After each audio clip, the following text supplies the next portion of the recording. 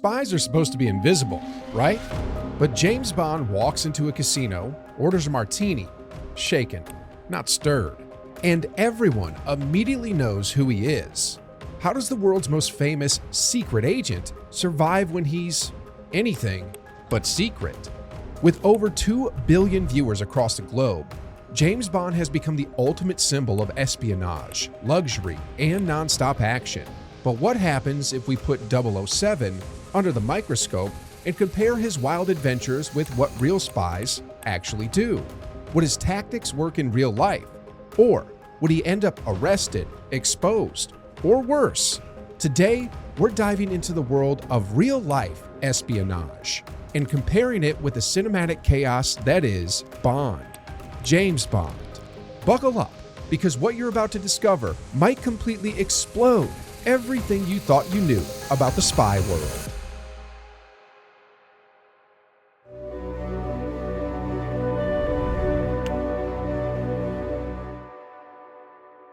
Let's be honest, being a secret agent is nothing like the movies. While Bond walks away from shootouts, explosions, and high-speed chases, looking like he just left a GQ photo shoot, actual intelligence officers go through months of grueling training just to survive even the most basic field conditions. Let's start with the physical side. Candidates for the MI6, the British Secret Intelligence Service, or CIA, the American agency, face challenges that feel ripped straight out of a military survival show. We're talking about obstacle courses, high-stress swimming drills, hand-to-hand combat, long-distance endurance tests, and all of that with minimal sleep. It's more survive the week than sip martinis. And speaking of physics-defying stunts, in No Time to Die, Bond rides a motorcycle off a ramp, flying over 25 meters in the air, and lands smoothly on a moving train. That stunt took months of planning, specialized gear, and professional stuntmen. And if you tried it in real life, you'd likely end up in the ER, if you survive. Now let's talk about the mind. Psychological endurance is the real battlefield. Real agents go through sleep deprivation drills, extreme isolation, interrogation simulations, you name it. These exercises are designed to test how you perform when your brain is fried and your emotions are on edge. And even the best trained agents, they get therapy constantly. Studies show that 10 to 20% of intelligence officers develop PTSD after intense missions. Compare that to Bond, who gets tortured, beaten, poisoned, and still shows up the next morning in a tux, looking flawless. Real spies are trained to endure, not to flex for the camera. Oh, and about languages, Bond speaks fluent French, Russian, German, Japanese, probably Klingon too. But in the real world, spies learn functional fluency, just enough to blend in. No perfect accents, no poetry recitals. The goal is to not be noticed. And finally, the lifestyle. Real agents don't just go home after a mission. Many live years in deep cover, far from family, with identities they can't even admit to. It's not glamorous, it's lonely, it's hard, and it demands a psychological toll most people can't imagine. So yeah, Bond looks cool, but real spies, they're surviving battles you never see. And that makes them even more impressive.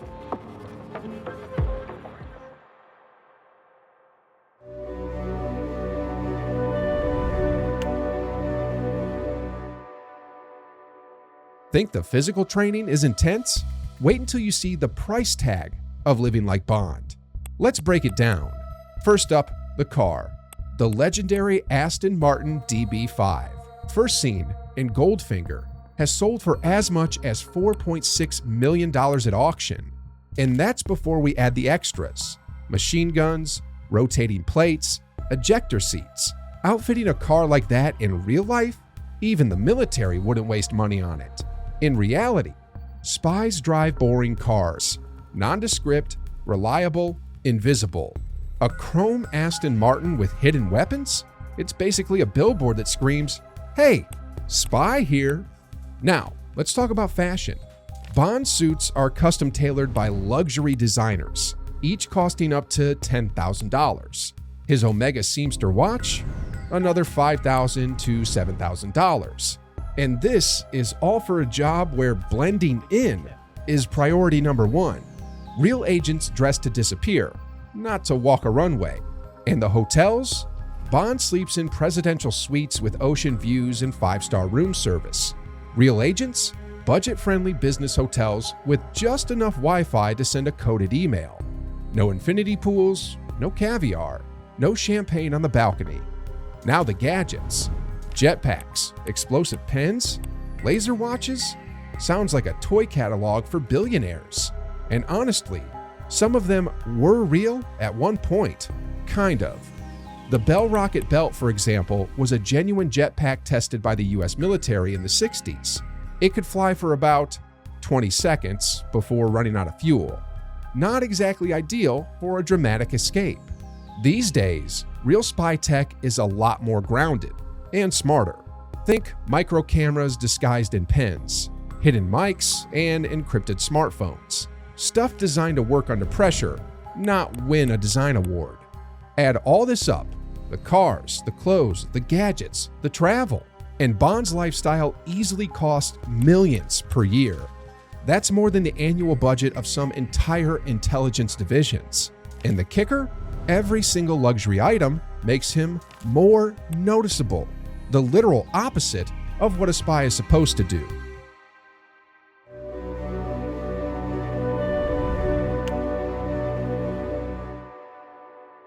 Okay, we know the gadgets are cool, but could any of them actually exist? Let's start with the famous exploding pen from GoldenEye. While there have been prototypes of explosives hidden in pens, they're seen as way too risky. Real ops use controlled demolition gear. Simple, compact, and safe. Well, safe enough. How about the magnetic watch from Live and Let Die? Strong enough to deflect bullets? Yeah, pure movie magic. A magnetic field that powerful in a portable wristwatch? Not happening anytime soon. Not even by 2050. But now, here's a fun one. Remember in Tomorrow Never Dies when Bond drives his car with a cell phone? Back in 1997, that seemed crazy. Today, Tesla drivers can literally summon their car with an app. Sometimes fiction predicts reality. And the submarine car from The Spy Who Loved Me? That was built for the movie, but it didn't really work underwater. Real submersibles exist, but they're huge, slow, and anything but stealthy. In other words, cool in theory, terrible for secret missions.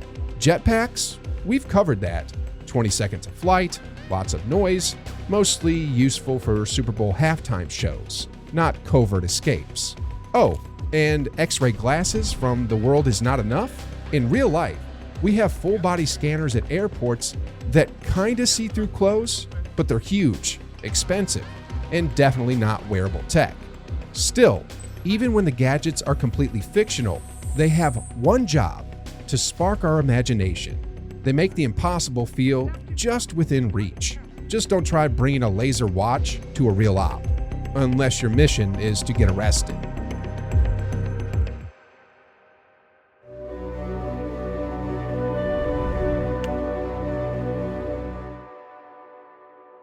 Here's the big question.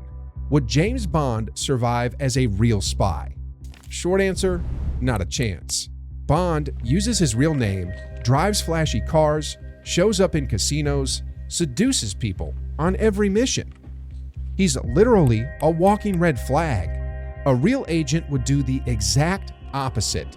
Use a bland alias, avoid public places, leave zero trace.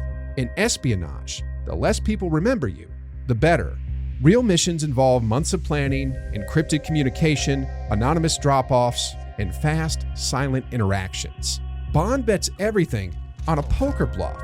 Real spies rely on observation, trust building, and patience. Also, Bond constantly uses violence to get what he wants. Threats, guns, torture. That's a fast track to blowing your entire operation. In the real world, intel gathered under coercion is unreliable and illegal in most countries. Real intelligence work is built on psychology, negotiation, and discretion. And think about the collateral damage: explosions, car chases, shootouts in public. That would land an agent on global news, and not in a good way.